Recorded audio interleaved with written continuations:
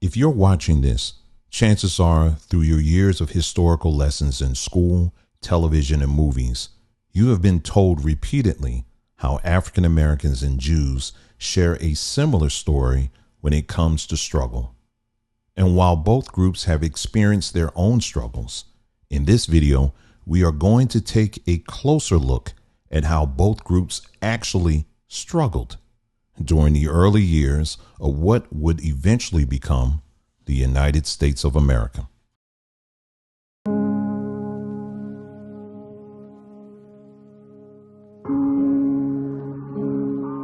Every so often, we are reminded about how Jews marched with Martin Luther King Jr. and other civil rights leaders. We are also told about how, in some cases, some have even put their very lives on the line when it came to our fight against nationalized bigotry. These historical accounts are very true, and like any soldier, those who paid the ultimate sacrifice should be honored. However, we would not be completely honest if we avoid telling the rest of the story when describing who exactly we were fighting against in our struggle for freedom. For example, many of those department stores in the Jim Crow South were founded, owned, and operated by Jewish families, department stores who had separate policies for colored customers. According to the American Jewish Historical Society, the major merchandising role of the Jewish businessman was in the establishment of small-town specialty stores and large wholesale houses. There is not a southern city whose main business streets are not lined with department stores and wholesale houses which grew out of this era. Stores like Zales, Sakowitz, Neiman Marcus, Macy's, Levy's, Pfeiffer's, and more were interwoven throughout the fabric of the Jim Crow South. Jewish businesses north and south were willing practitioners of Jim Crow racial discrimination. Adam Gimbel, for example, entered America at the port of New Orleans and made his way up the Mississippi River to open a general store he called the Palace of Trade in Vincennes, Indiana. After Gimbel's department store had become a prominent fixture in New York retailing, its owners refused employment to blacks. The mammoth Macy's hired blacks only for the low-paying positions. Sears was run by Julius Rosenwald, who dictated that none of his stores hire blacks in any capacity. H.C.F. Koch owned a large department store in Harlem, New York, presumably far, far away from the pressures of Southern racist culture. But he ignored the blacks' trade or treated them discourteously. Another major Harlem store, Blumstein's, refused to hire blacks in anything but menial jobs from the time it opened in 1896 until black public protests forced a change in 1930. Highly successful Jewish retailers like Steinmart, based in Greenville, Mississippi, practiced Jim Crow exclusion even after the Civil Rights Movement. In fact, Jewish department stores had become so well known for their racist policies that the Reverend Dr. Martin Luther King and civil rights activists often targeted them with their protests.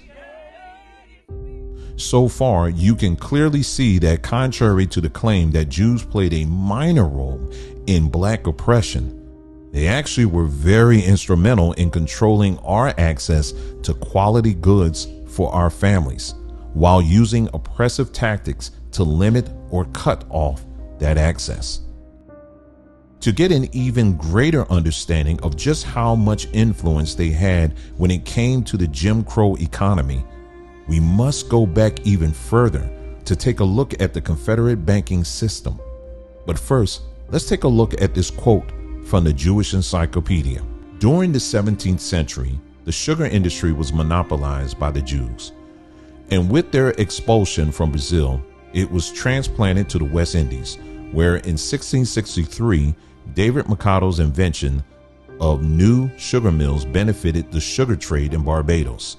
The Jews in Georgia, chief among them Abraham de Leon, transplanted vine and silk culture from Portugal to America. But while De Leon cherished great expectations in that direction, the Jews of Georgia in general found the production of indigo, rice, corn, tobacco, and cotton more profitable. In fact, the cotton plantations in many parts of the South were wholly in the hands of the Jews. And as a consequence, slavery found its advocates among them.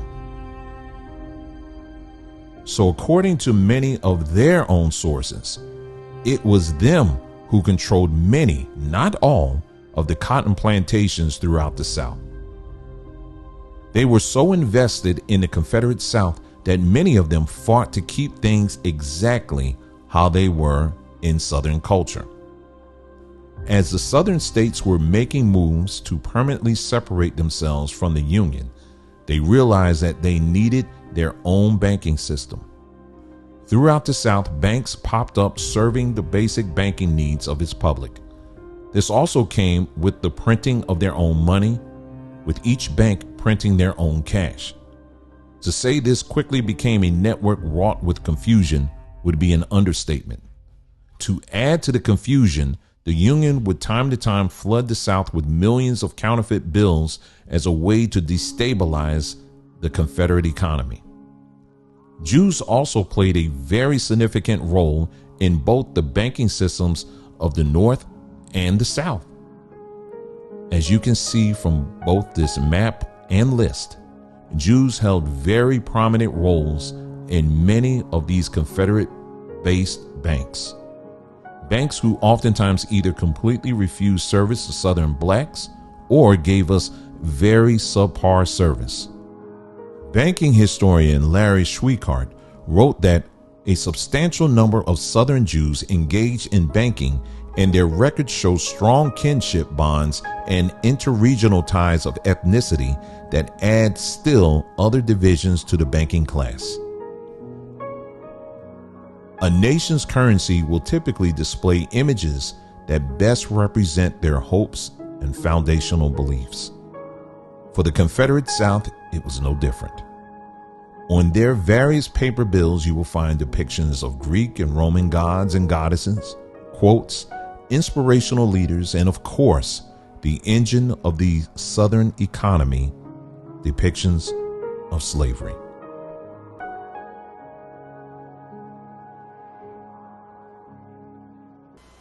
And what's interesting about this scene at this point is the note is 1873, almost a full year, 10 years after the Emancipation Proclamation.